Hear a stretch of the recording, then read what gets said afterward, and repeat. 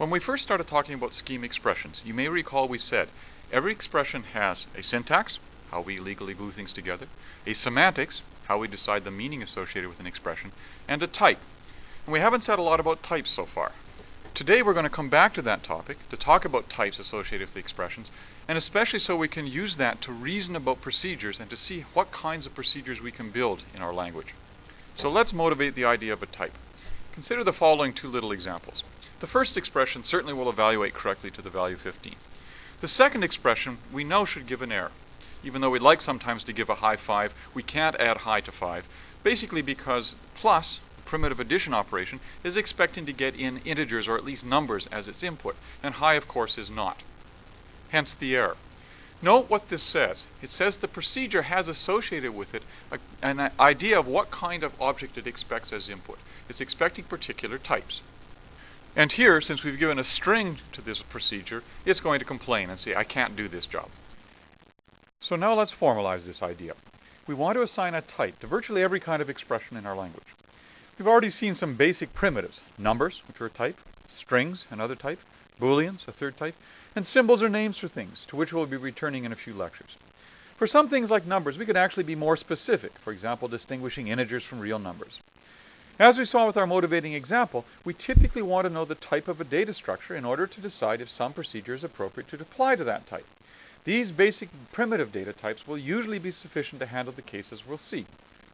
For compound data, we saw that the basic element was a pair, and we have a type notation to denote one. Note that we include in this notation a specification of the types of the elements within the pair.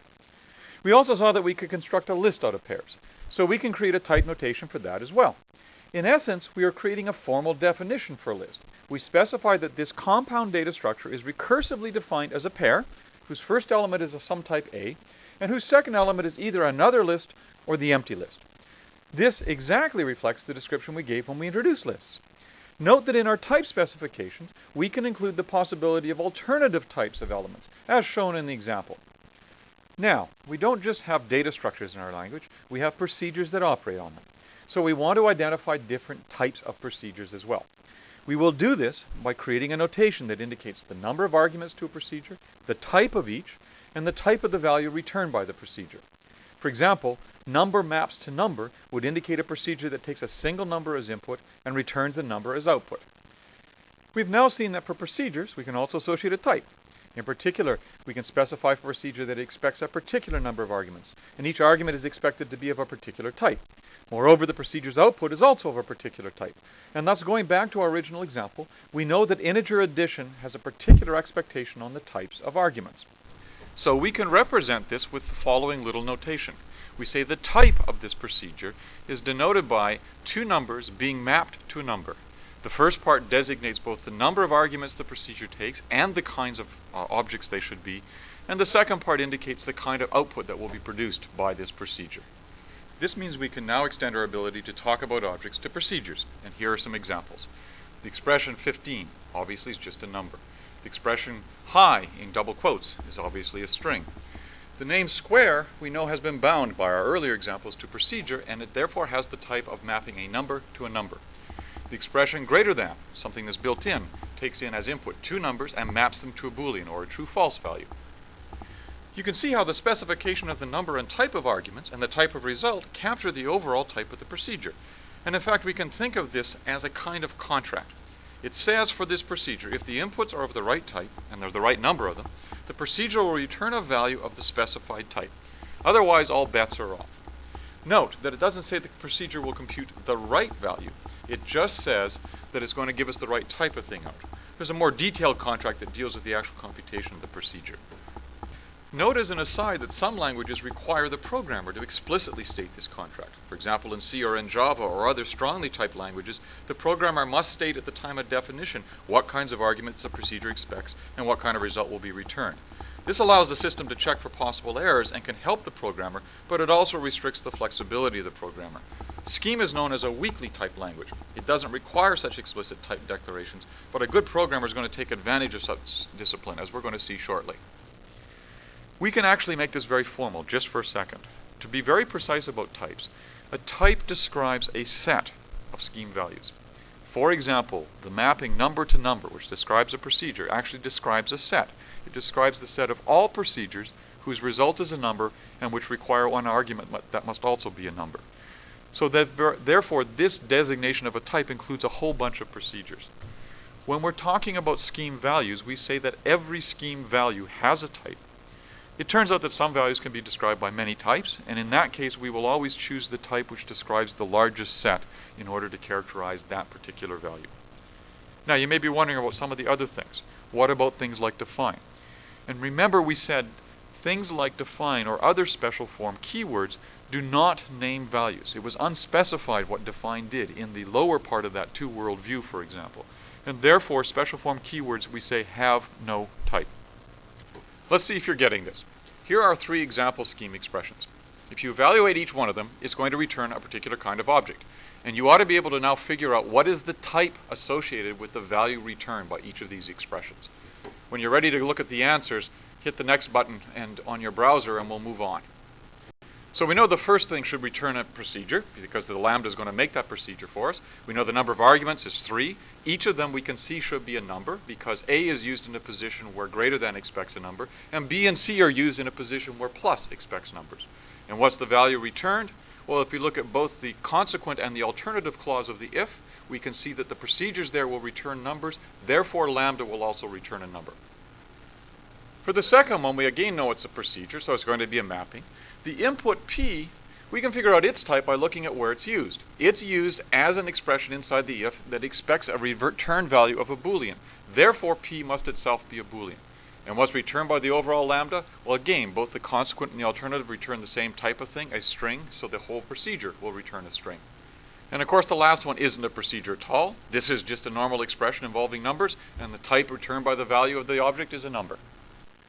So to summarize, a type is a set of values that characterizes a set of things that belong together due to a common behavior. And virtually every expression and scheme has a value that has a type associated with it. Of particular interest to us are procedures, which we can also type based on the number and type of arguments and the type of the returned value. As we're going to see, types provide a very nice mathematical framework for reasoning about programs. First, they can provide a basis for preventing common errors in our code. If we know that a procedure expects a particular type of argument, we can use this to ensure that other procedures or expressions supply the correct kind of argument.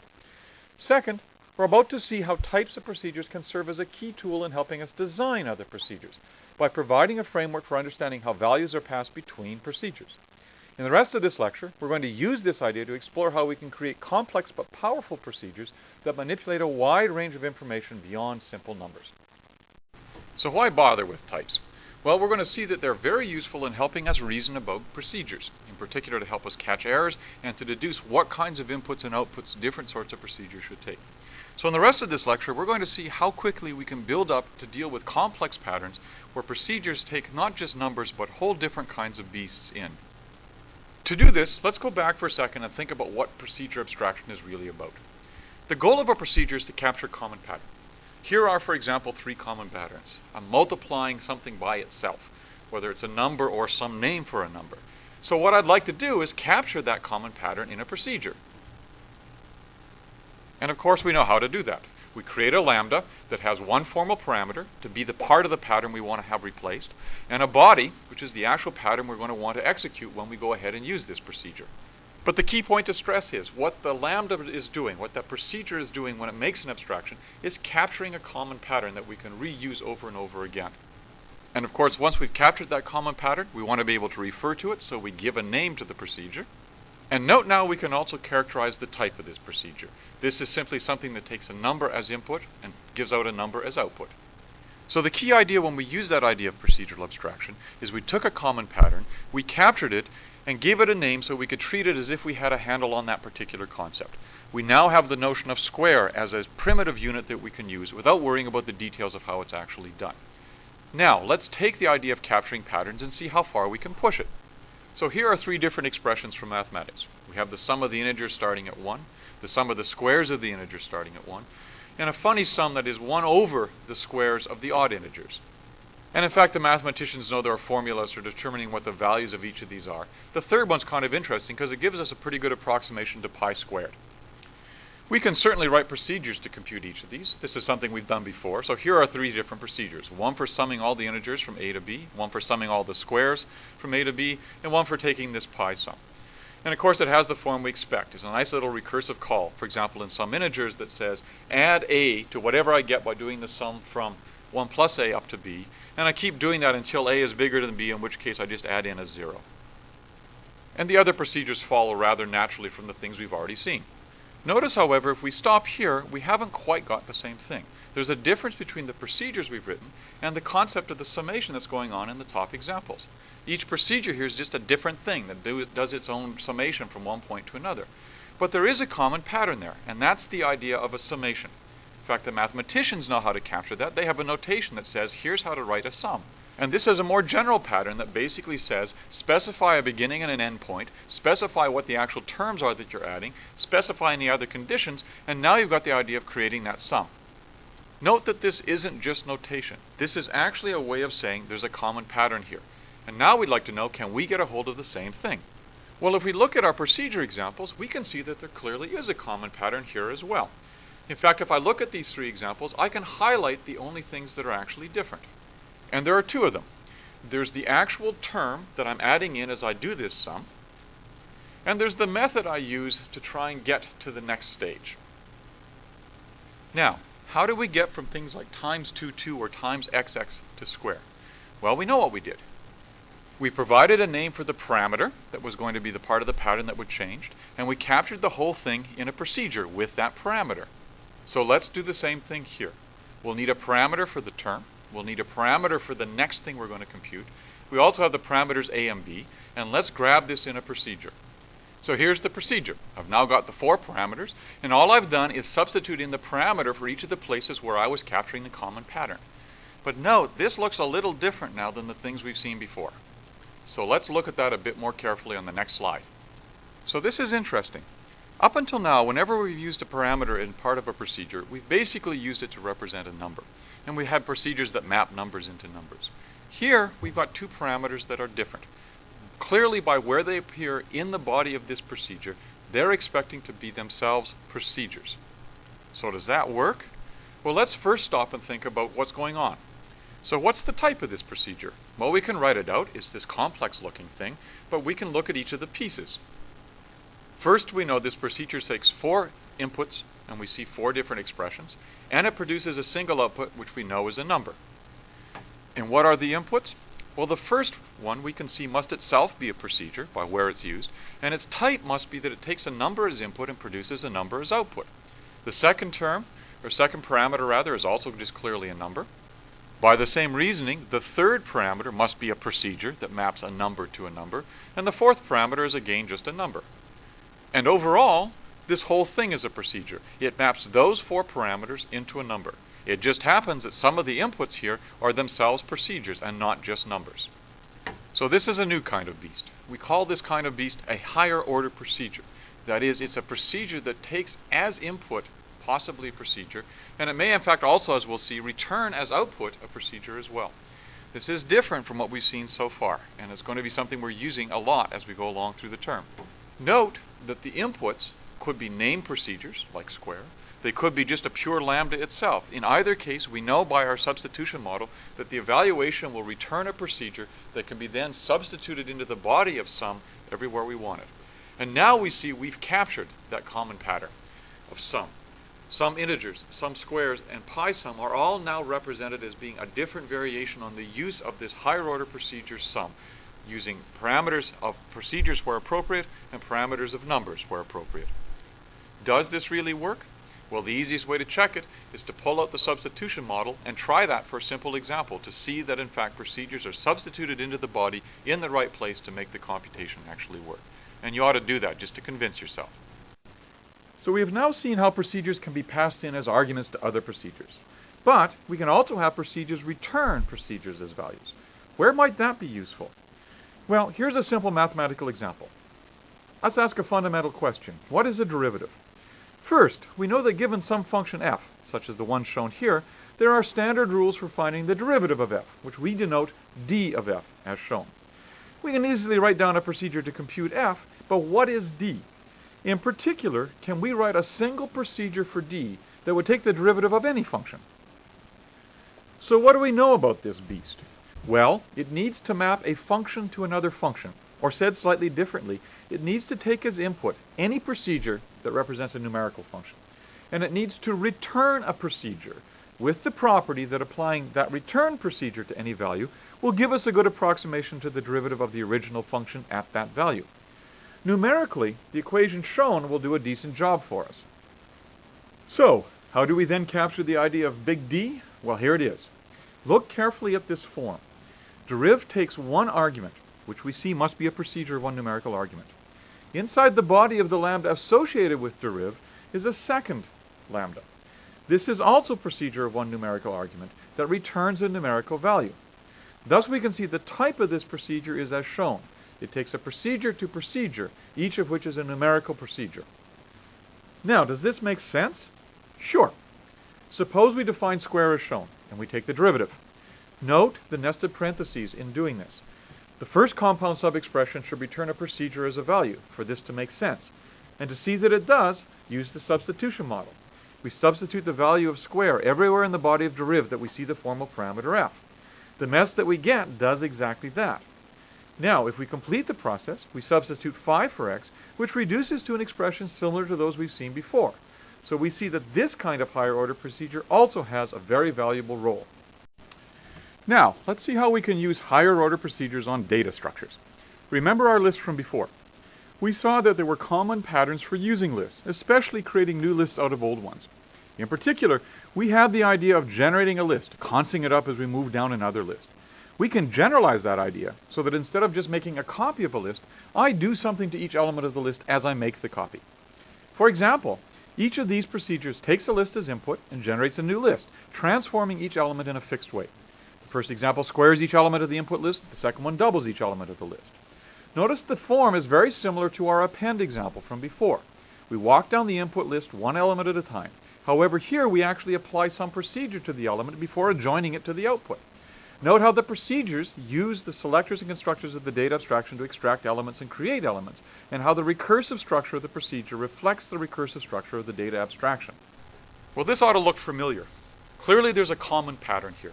The common pattern is to take a list as input, walk our way down the list, construct a new list as output, but do something to each element as we move along that list. Well, we know what to do if we see a common pattern. We ought to capture it in a procedure and generalize it. So map is a very common interface to a list that does exactly that. And what does map do? Well, it's a higher order procedure. It takes as argument both a list to be copied or manipulated and a procedure. And it in essence walks its way down the list, creating a new list as it goes, but applying the procedure to each element in turn. So of course both square list and double list are just versions of applying a procedure to the elements of the list, as shown. Note that in all the previous examples, and certainly anything that uses map, the length of the output list will be the same as the length of the input list. That is, for each element in the list, I do something to it, create a new value, and generate that as the element to place into the new list that I'm creating. What happens, though, if we want to create a list that has different length, in particular to only select some elements out of the list as we move along it? Well, for that we need another conventional interface or conventional procedure for dealing with lists, and that's called a filter. Much like a coffee filter, it's going to let some things through and remove other ones. Notice the nice form of this. As before, we recursively walk our way along a list. If we have an empty list, we just return an empty list, nothing left to do. Otherwise, we take the first element of the list and apply a predicate to it. Note this must be a procedure, so filter itself is a higher order procedure. If that first element satisfies the predicate, in other words, if that whole expression returns a true value, then we keep the element. So just as before, we copy a version of that element onto whatever we get by filtering the rest of the list with predicate. If that first element doesn't satisfy the predicate, we throw it away, or rather we don't copy it, and we simply return whatever we get by filtering the rest of the list with predicate. Otherwise, the structure looks much like the other things we've done for manipulating lists. Finally, suppose that we want to gather the elements of a list together as we move along them. Rather than just generating a new list with some copy of it in there, we may actually want to get some different kind of result out. For instance, if we have a list of numbers, we might want to add them all up. And a nice way to do that is to simply walk our way down the list, adding the first element of the list to whatever we get by adding up the rest of them. There's that nice recursive pattern again. Or we could multiply everything together. Of course, we have to worry in this case about what is the value we return when we get to an empty list. In the case of addition, when we've got nothing left to add in, we want to add a 0. In the case of multiplication, when we have nothing left to multiply, we want to throw in a 1. But here are two common patterns for trying to turn a list into a value. In both cases, turning in a list of numbers into a number, doing some particular operation. Once more, we've got a common pattern here. We ought to be able to capture it. And here's the generalization. A third standard operation on lists called reduce, sometimes also called accumulate. Notice its form. It has three arguments: a procedure, op, an initial value, init, and a list, lst. Its structure is to return the initial value if the list is empty. Otherwise, it returns the value of applying the operator procedure to the first element of the list and whatever we get by reducing the remainder of the list. Notice the nice use of closure and the recursive structure of the lists and procedure to unwrap this into a simpler version of the same problem. These common interfaces, by the way, are very powerful ways of dealing with sequences of data. They can be applied not only to sequences of numbers, but to sequences of other structures. And we'll see that many operations of such structures reduce to combinations of map, filter, and reduce. To see how we can use these ideas, let's go back to the idea of summation, but now for sums of a particular form. Suppose we want to add up the values of a function at a regularly spaced set of intervals. The mathematical expression captures this idea for m plus 1 regularly spaced samples, each delta apart, starting at some point A. Well, we can easily capture this idea by using our notions of operations over lists. To generate a list of integers, we can create a procedure, generate interval, that conses up a list. Given the set of integers between 0 and n, which we can create using this procedure, we can map a procedure down that list, computing the function f applied to sample points. Note how we multiply each term in the integer list by a constant, inc, and then add in an offset, start, to reflect the general formula. This creates a new list of samples of f applied to the set of points. To add them up, we simply fold them together. So we can see that we can combine our idea of higher order procedures on numbers with higher order procedures that operate over data structures. Before we carry on, let's stop to stress an important point here. Now that we have higher order procedures, we should ask what they're useful for. And we want to stress that this isn't just a matter of making writing easier or shorter. It's really that they provide a tremendous increase in the expressive power available to us. That means that we can have building blocks on which we build more complex ideas that are themselves fairly high levels of abstraction. This allows us to very easily control complexity in big systems by suppressing unnecessary detail. To stress this idea, let's start with sum. We've now captured that common pattern as a higher order procedure, and let's see what we can do by building on top of sum as if it was just a primitive operation for us. So what can we do with the idea of summation? Well, remember from calculus, you know how to deal with integration. Integration under a curve f is just given by taking a rough sum, in particular of this form. And let's remind you where that comes from. Given the curve f, we can break it up into little rectangular chunks, each of width dx, where the top part of it is approximated by the value of the curve at that point. If we make the chunks small enough in width, we get a better approximation. And we simply add up the area by taking the area of each of the rectangles, summing them, there's that key factor, and in fact we can sum them by just summing the values of the heights and then multiplying the whole thing by the width dx. To capture the idea of integration, we just build on the idea of summation. In particular, we can reduce integration to a simpler problem. Thus, we simply sum f between a and b. Note the use of f as a parameter for the term to be added. We use the number of terms in the summation, or if you like, the number of sample points, to determine the increment delta to add in at each stage as well. Note that the inputs to sum are all of the expected type, and sum we know returns a number, so we can complete the process by multiplying this number by the number delta. Clearly, as we increase n, the number of terms in the summation, we get a better approximation to the integral. And once I've got the idea of integral, again I have an abstraction. I've captured a pattern. I can use it as a primitive. For example, a standard way to compute the inverse tangent of a function is to take the integral of a particular form, 1 over 1 plus x squared, up to the point at which I want to evaluate that. So now I can easily build a tan just using integral. So note again the key point here. We captured the notion of sum as a common pattern. It was a higher order procedure that took in any arbitrary procedure as input. Building on top of that, we can easily then generate other kinds of higher order procedures, integrals and things that build on top of integrals. And by suppressing the detail below the abstraction, we're able to focus on the problem at hand. Notice how we've generalized things. We've moved from procedures or functions that took in numbers and produced numbers, or computed things, if you like, independent of the input number. And now we've moved up to more general methods that work independent of the function.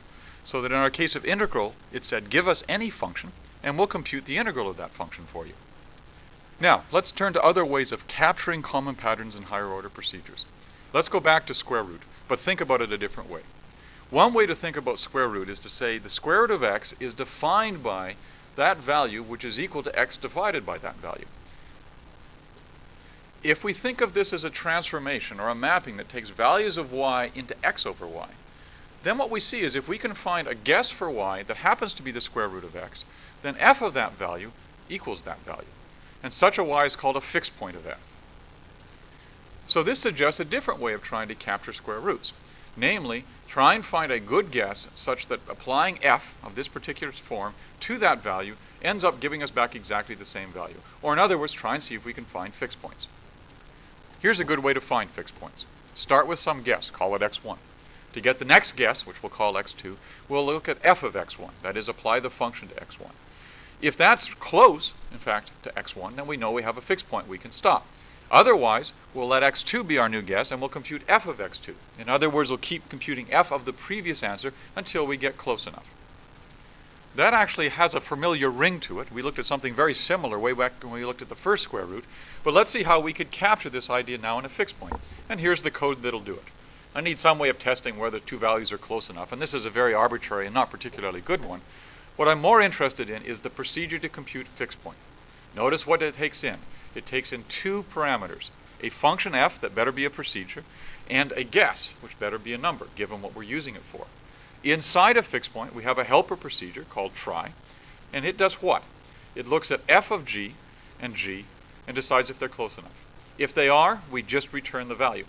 Otherwise, we take the new guess and apply try to it. Notice, f is a procedure, therefore fixed point and try are higher order procedures. Now that I've got the idea of fixed point, I've captured it in a procedure, I can use it. For example, I could apply fixed point to this particular procedure, which maps values of x into 1 plus 1 over x. And I'll give it a starting point of 1. Gives me back a particular value that doesn't look all that interesting until we realize we're finding the fixed point where x equals 1 plus 1 over x. And that you may recognize as simply being the golden ratio. So clearly fixed point can be used in a lot of different ways. Let's go back to where we started from. To build square root, we simply say find the fixed point of the procedure that maps values of y into x over y, where x is the parameter that we specified as square root. And again, we give it a starting point of 1. Notice once more the type of fixed point. It takes in a procedure that maps numbers to numbers, and a number, and will give us back out a number. Also notice how crisply we've captured the idea here. In one clean chunk, we have the idea of what we're trying to do to compute the fixed point. So if we go ahead and run this little algorithm, we unfortunately discover that it doesn't quite do what we'd like. If we pass in 1, it computes the value 2 as the next guess. And if we pass 2 in, it computes the value of 1 as the next guess. And it keeps oscillating back and forth without ever converging to the answer we want. So I have a problem. Now, it's not a problem because I made a coding error. In fact, my code's correct. The problem is actually in the conceptualization of the topic or the problem. I've got an undamped oscillation. You may remember those things from 801 when you've seen them before. How do I control such a situation? Well, I want to damp out the oscillation, and one nice way of doing it is to take the value of the function I'm computing and the value of the argument at that point and take their average. That will tend to smooth out or dampen down the oscillation that I'm seeing in this approximation. And having isolated out the different components, I can now easily write a function that dampens using an average. Notice the form, though. Average damp takes in a procedure, and what does it give back? It gives back another lambda, or a procedure, that computes for any x the average of x and that procedure f applied to x. So here we have another kind of higher order procedure that takes in procedures and also returns procedures as an output. Let's just check it. Here's the type of the procedure. Its input is a function, number to number. Its output is the result of that lambda, which is another function, which also takes numbers to numbers. Notice there's a hidden lambda inside the define. Don't get confused by the fact that you see an extra lambda here. The lambda that's exposed is the one that's the actual return value and creates a separate procedure. This undoubtedly looks a little odd, so let's check it out carefully. Here's our substitution model.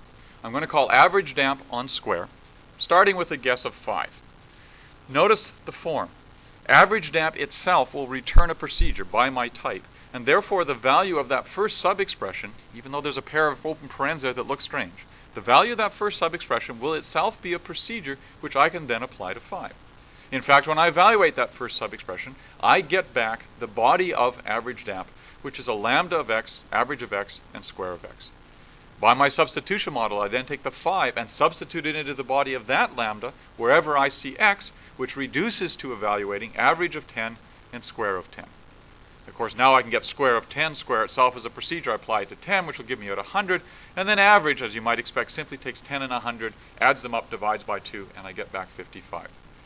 Key thing to notice is, by our substitution model, this does the right thing. And moreover, I know that average damp has to be something that returns a procedure because of the form in which it's used here. With this idea in hand, I can go back now and fix up my square root. And here it is. Square root, very nicely, is going to apply fixed point to an average damp of a procedure. And again, notice the form of what's getting passed around. We start off with that inner lambda. Average damp takes in a procedure, gives us back a procedure by its type definition, which is exactly the input we need to have to fixed point. More importantly, notice how we've cleanly separated out the ideas here. We're computing a fixed point, and that fixed point is of a particular function, which is itself a higher order procedure that damps down another function. You ought to take this and compare it to the example of Heron's algorithm that we did a few lectures ago and which is in the textbook. This is exactly the same process, but notice that the version in the text has all these ideas intertwined with the code. Here, we've very cleanly isolated out the key concepts. And why is that relevant? Well, now imagine instead of computing square root, I want to compute cube root. In the original version of Heron, I'd have to go back and change a whole bunch of pieces in the code, and it would be tricky to figure out exactly which pieces to do. Here, it's easy. To compute the cube root of something, I just have to decide what function do I need to take the fixed point of. And in this case, it's the function that maps values of y into x over square of y. If you think about it, that means that when y is cubed, it's going to equal x, which is exactly what we want. Notice in the code, it's easy to isolate the change and make it. So we've introduced some rather interesting concepts in this lecture, especially the idea of higher order procedures. Our goal was to show how we could capture common patterns and then reuse them. And those patterns might be numeric patterns, but they might also be computational patterns. And by capturing and suppressing them, it allowed us to build clean, crisp code that nicely isolated the main ideas and let us focus on them. Let's rerun this one more time just to see how else we can use higher order procedures. So to remind you, a higher order procedure takes a procedure as argument and may or may not return one as a value as well. Here's a particular example of a higher order procedure. We define hop1 to be a procedure of f and x that adds 2 to the value of applying f to x plus 1. We can see by the body that f must be a procedure given where it appears in the expression. If we run through a little substitution model, we'll see that it does the right thing. If we apply hop1 to square and 3, by our rules we substitute square for f and 3 for x in the body of hop1. This reduces to a plus 2 of square of plus 3 and 1. And then the rest of the rules just hold as before. This means that we're simply using the rules we'd expect to see. And of course the point is, hop1 can be used on arbitrary procedures. We can give it something that squares and do exactly the same thing. So what's the type characterization of hop1? Well, here's the definition again. And we can look at this and easily reason it out. First of all, what does x have to be? Well, since a plus is going to be applied to it, x better be a number. And what does f have to be? Well, we can see that it's used in a place where we expect a procedure. We know that it's going to get a number as input in. And we know because it's going to be used in result to be added to 2 that it has to produce a number as output. And what does the whole thing produce? Well, it just produces a number. So there's our type characterization. And just to repeat that, we see the first argument must be a procedure that takes numbers to numbers in order to make the entire expression make sense. Second argument must be a number, and the result has to be a number, again because of the form of the body. And this nicely demonstrates several points. One is we now see why reasoning about types is valuable. If we have a new procedure, we can use the idea of types to decide what kinds of input and output characteristics we expect to see. The second thing we see is again this idea of generalizing. For any function now, we can compute this higher order method. We've captured that pattern and we're able to use it as if it were a primitive. Here's yet another variation on the idea of higher order procedure. This is a little procedure called compose. And notice what it does. It takes in as input two procedures and a number. It applies the second procedure to the number, and then applies the first procedure to that result. It's called compose because this is the mathematical operation that we're dealing with. And if we look at a little example, we can see that we can call compose on, say, square and double, where they're both procedures that do the obvious things. Substitution says we put square in for f, double in for g, 3 in for x, into the body of that procedure, and then we evaluate. We have to get the value of the sub-expression, so we first have to get the value of double, which is some procedure, which ends up multiplying 3 by 2. That result gets substituted into the body for square, and eventually we get out 36. So we can apply procedures to procedures as part of our process. Now, what's the type of compose? Is it something that takes in two procedures and a number and gives out a number, or the procedures themselves map numbers to numbers? From our little example, that looks like that's right, but in fact we're wrong. There's nothing in compose that requires a number. If we look at the body of compose, nowhere is there anything that says a result must be a number. That's different from the reasoning we did on the previous procedures. So compose is much more general. In fact, compose would work on other types as well. Here's a different example. I'm going to take a compose of this first procedure onto the second procedure onto the value 5. And if I run it, in fact, I get out the symbol, or the string rather, by. I can use my types to help me reason out why this should do the right thing.